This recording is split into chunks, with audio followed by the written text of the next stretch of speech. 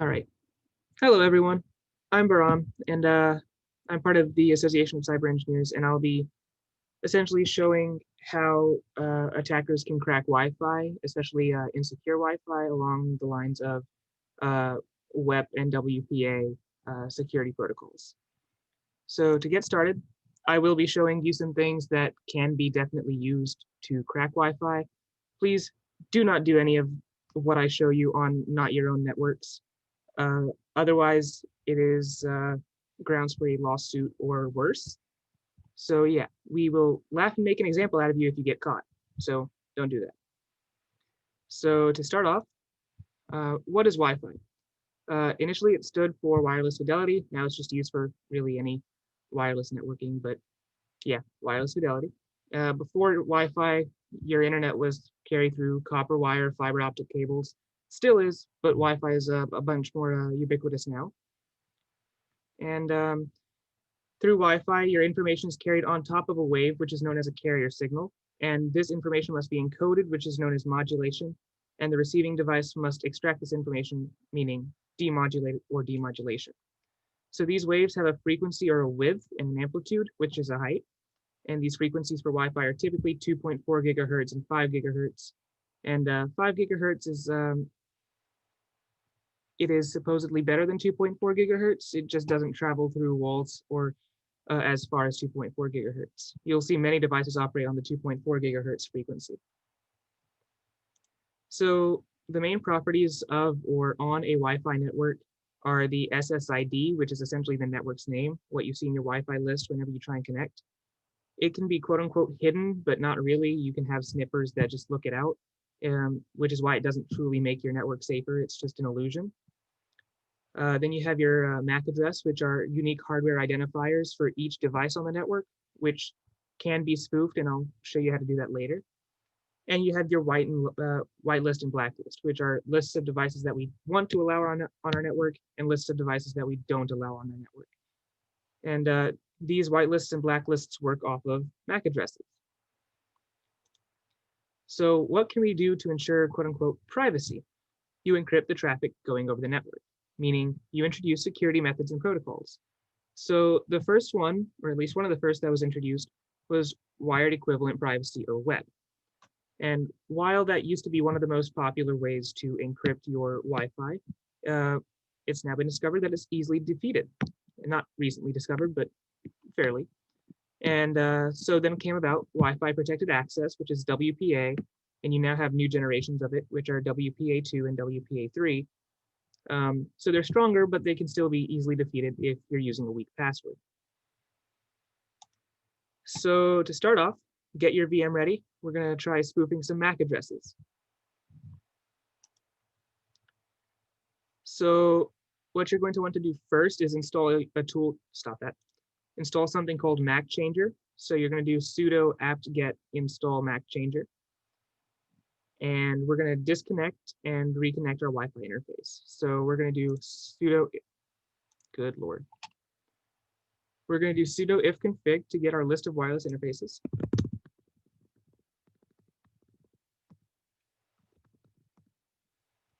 So we have our virtual Ethernet adapter, which is bridged from the main computer, and you have your loopback. So going on, we're going to store our interface, which is our ETH0, Ethernet 0, into a variable, and we're going to take down that interface. So let's see. What was it? Int ETH0. Int equals Ethernet 0. And to make sure that it's stored in that variable, we're just going to echo int.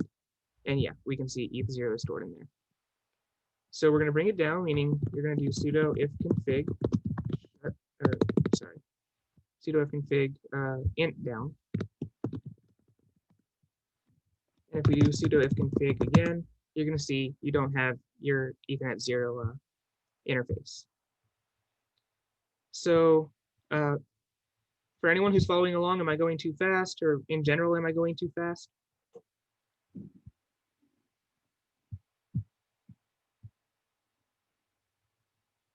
I'm going to take that as a no.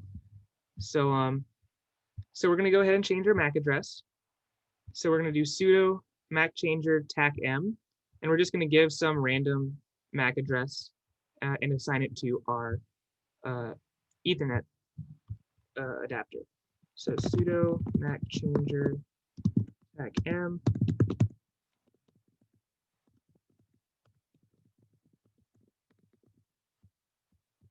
What was that last one? In? Yeah.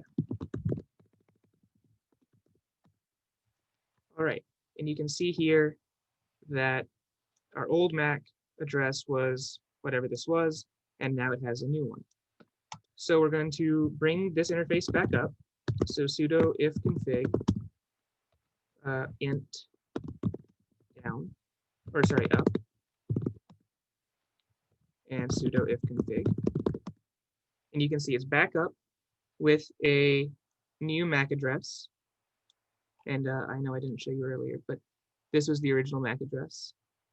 And now we've changed it to whatever we just assigned. And this can be used to get into networks that attackers aren't supposed to. For example, networks that require signing in or that associate specific devices to that network through a whitelist.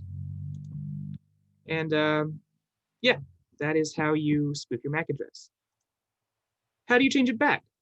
Simple, you just reverse the process. You just do sudo if config int down, and you can, where you see this $ int or a $ variable, you're just referring to that variable. So you could very well just use ETH0 here. So yeah, you bring it down, you set it back to its permanent MAC address, which is what this TAC P means. And you just bring it back up and check. You could just also reboot. So if we want to change it, or rather put it back to its normal, we do sudo if config int down, sudo mac changer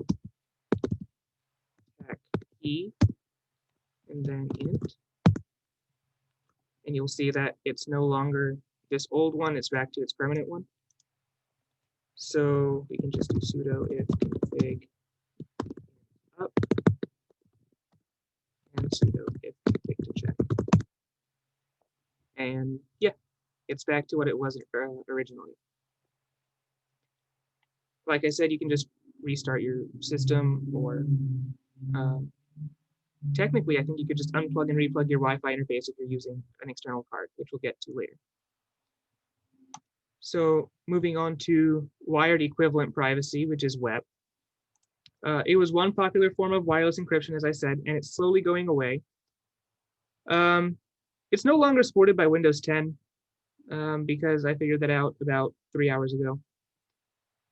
And it's the same privacy as a wired connection, and you have two different versions of it based on 64 bits and 128 bits. So with a 64-bit WEP encryption, you have a 40-bit key concatenated to a 24-bit initialization vector, which just basically adds random bits to the complexity to the cipher that's used.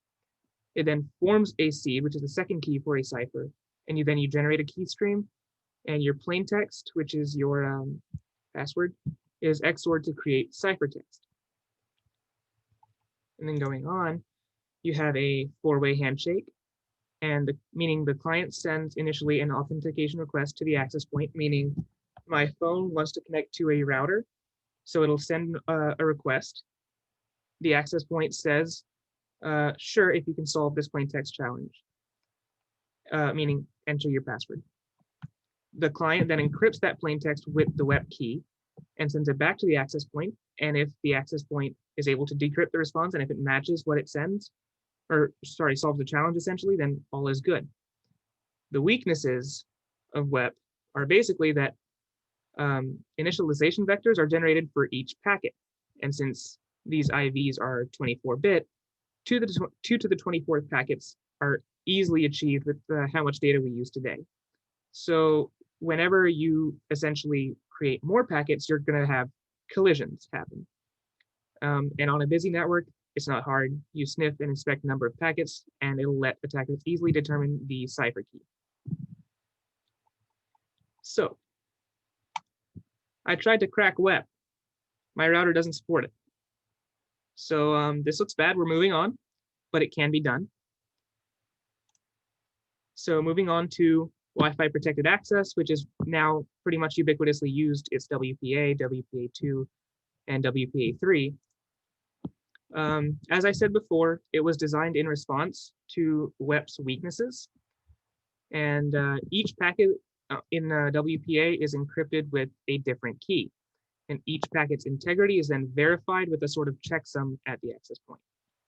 So all keys are derived from the master pre-shared key, which is entered during your setup configuration. That's your password. And it's based on a similar four-way handshake to WEP. And because of the main pre-shared key, which could be guessed, it's similar in weaknesses to WEP, but it's still more secure because essentially you need a dictionary. So we're going to crack WPA. So initially, you're going to need a monitor mode enabled access card. Sorry, Wi-Fi card. And you might not be able to see this. It's something that looks like this. It's an alpha card. It doesn't come built into many computers typically, so you're going to have to spend, I think, about $20 to get one if you want to do this stuff. So we're going to install AirCrack. It's a suite of Wi-Fi hacking tools. And if you have Kali Linux, it is pre-installed. Again, please only do this on your own networks. Don't do this anywhere outside of your own network. And so we have a dictionary, which for me, I have called simpledictionary.txt, which you can see if you're an Office fan, you'll like these passwords. It's just the Office. I hate Toby, Jim loves Pam, dang it, Dwight, and Kevin Chili. So we're gonna, I have a second router set up behind me that's using WPA2, and it's using one of these passwords. So which one? We're gonna find out. So let's see. Nope, too far. Can you also see my screen? Yes. I'll assume so. Yes. Yeah, okay. So we're going to open two terminals. In the first terminal, we're going to do, oh, I skipped a step here. We're going to do sudo ifconfig. But first, we're going to connect our wireless card. We're going to let this recognize it. Hopefully it has now. We're going to do sudo ifconfig.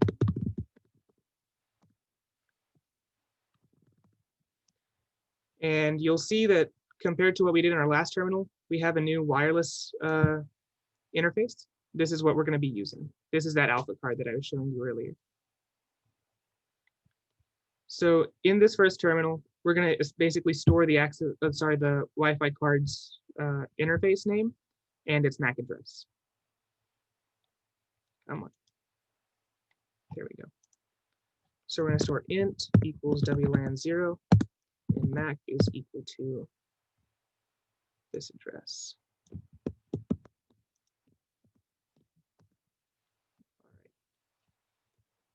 So now we're going to get our access point specifics. Just for the record, this second router that I have is called Netgear. That's it. So we're going to do this command, sudo iwlist your wireless interface name scan, and we're going to grep everything into address, what address that is, the hardware address, the channel, and its broadcasting name. So sudo iwlist int scan.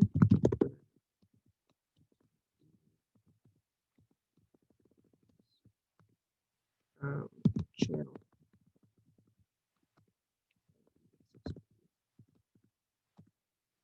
We're gonna give it a moment. Hopefully this should work. There we go. So we've picked up a good number of access points around me. And here we go. Netgear is the first one that it detected right down here.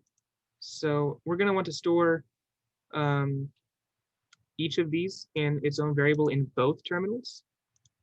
And actually, we should have stored the MAC in the initial terminal, or the second terminal as well, but that's all right.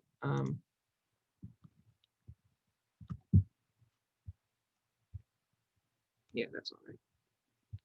So we're going to store our ESSID to Netgear. ESSID is equal to this hardware address. And we're using channel or rather the router is using channel 1. And we're going to store that in here as well.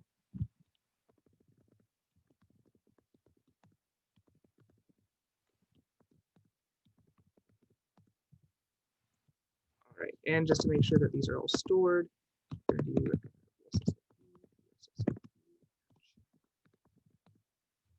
yep. So it's all stored in here. So now, yeah, we set our ESSA hardware address and channel. And in the first terminal, we're going to want to turn off our essentially software networking interface.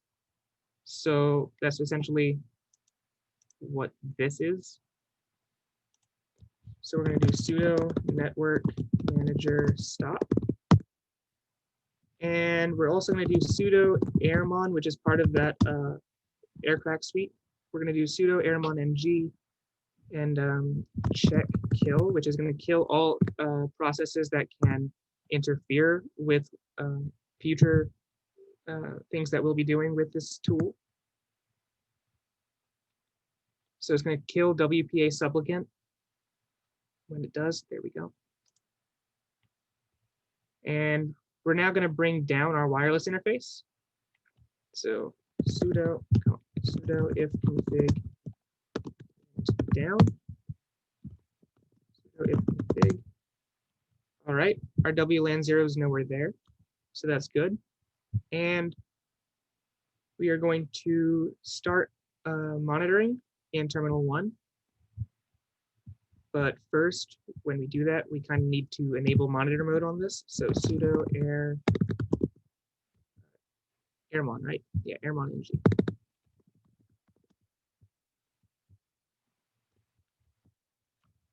Start with that interface and that channel.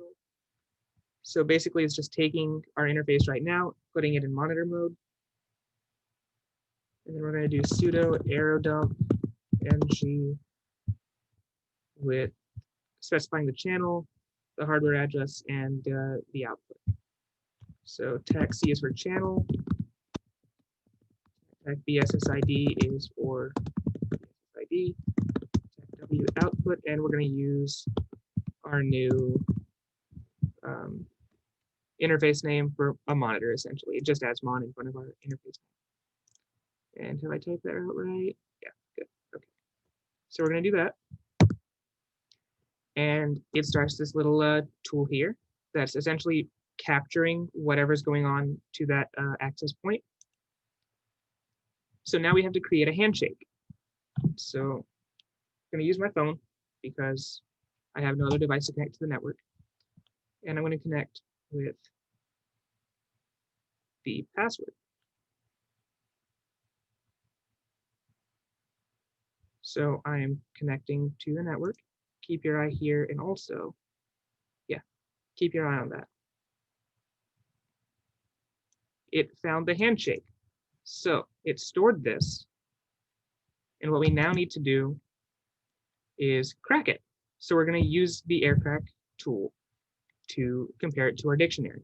So sudo, oh God, sudo aircrack ng. With our dictionary, simple dictionary.txt, with our BSSID, output to, well, reading these files. Because if you'll look in, nope, not there.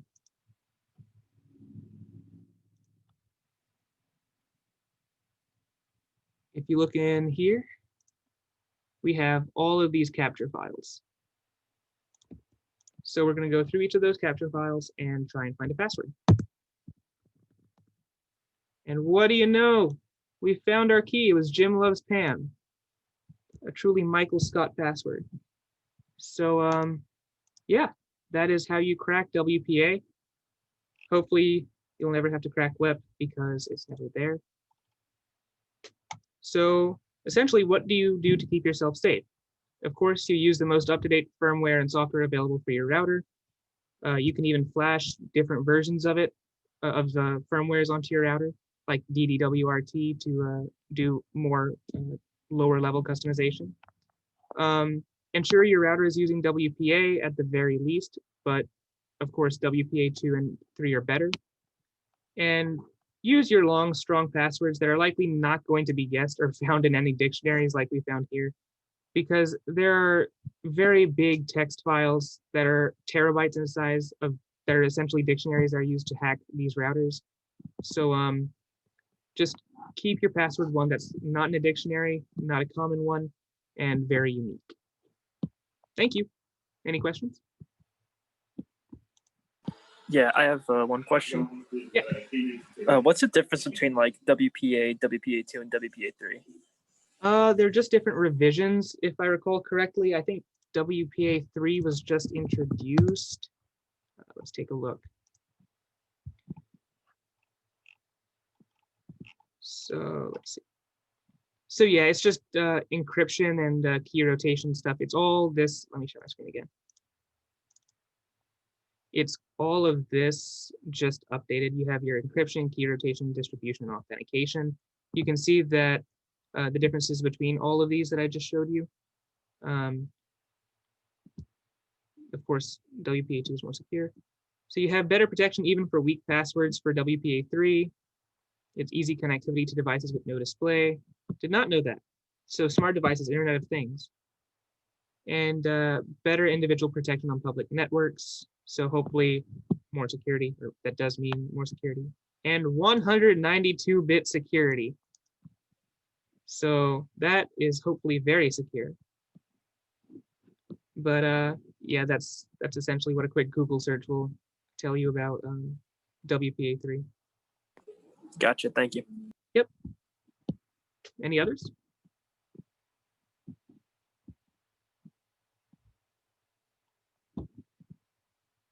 Going once? Going twice? 3 times? All right, y'all are asleep. All right. Thank you, Baram. Of course, thank you. Let me stop the recording. Thank you. Have you seen Okay. anyone use WPA3 in the wild?